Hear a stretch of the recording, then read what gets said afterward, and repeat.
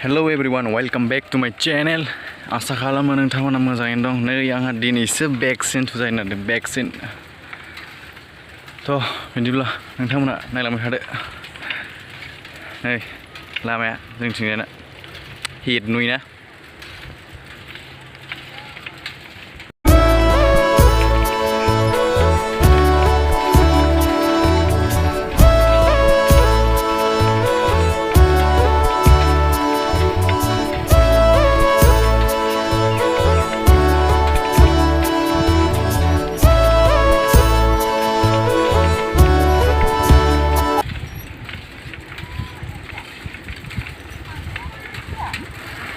बेखौसो सारदों आरो आंलाय मा पाइप लाबोलाबायखोसो नंदों।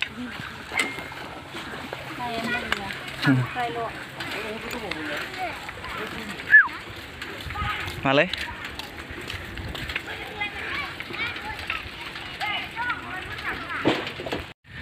नेनांगोन ना मागोनसै ओइ साइकेलजोंसो फैदों आं नै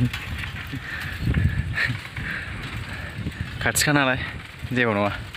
आयै मास्कखौनो लाबोबावाखै नामालाय आंलाय बावबाय मास्क लाबोनो।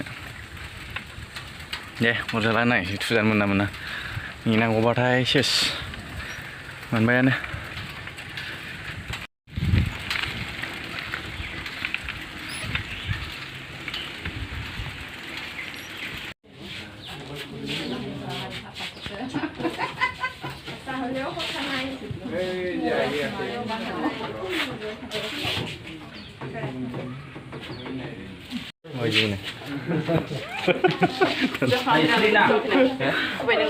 जाहांबाय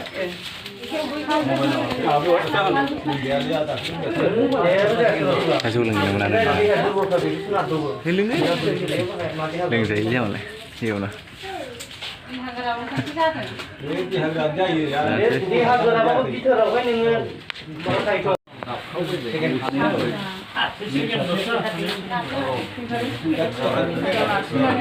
ओरै प्लेन नाङा नै ओरै एसे लाबाय थानांगौ। प्लेन नाङा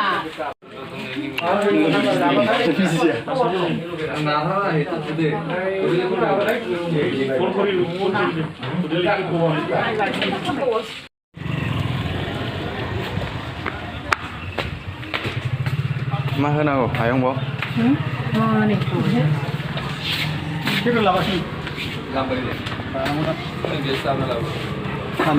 ओंखारोनो दानाबा बाहायबा मा मोननांगौ मा मोननांगौ संख्रि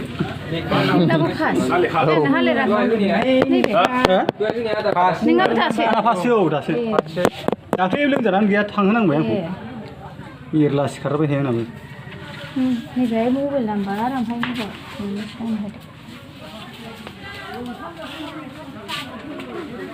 गोसोआव थांथारलै मबाइल नाम्बार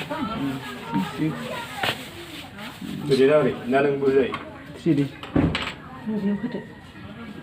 नों आयंनावबो होनांला खालामना दे आं मोनबानो जाबायहाय नांगौया उसुंथाय दांलानो बे नांबाथार आं न' बावलायलांलायगोनसो आंहा नों जाखांबाय न'आव सनिफोर होफै आंनाबो फार्स्ट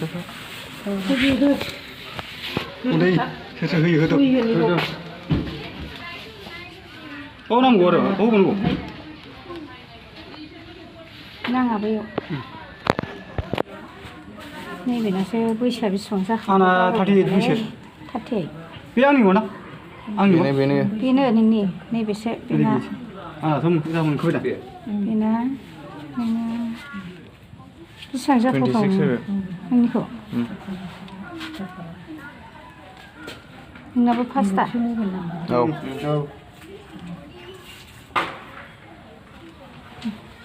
नैबे मबाइल नाम्बार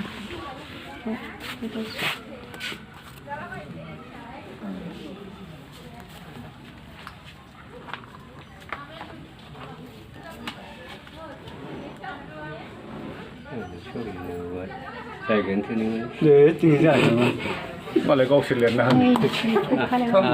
बुराम लेबानो जायोना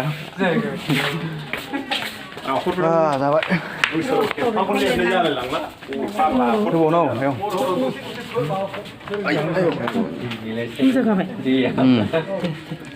आंना मा खनसोमोनलै बाय मा खेन लिरना होदों बिराद फाग्ला गोजा बेंकआवबो बिदि जादों मा खेन नङा मा खन ओइ सोदेरबाय नालाय बिराद फाग्ला बेंकआवबो नोगोद नांलायखांबाय आं खेबसे एखन बुगावनो बेथाल लिरना होनानै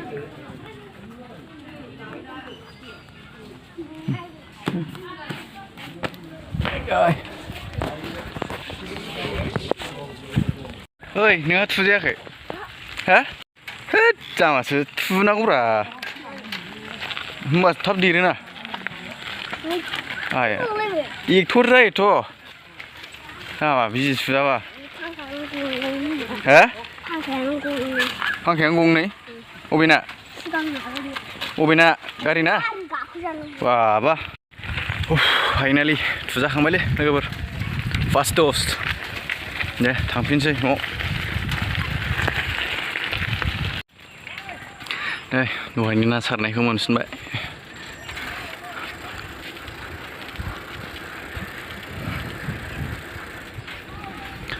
इसुरा मोनलांखोबा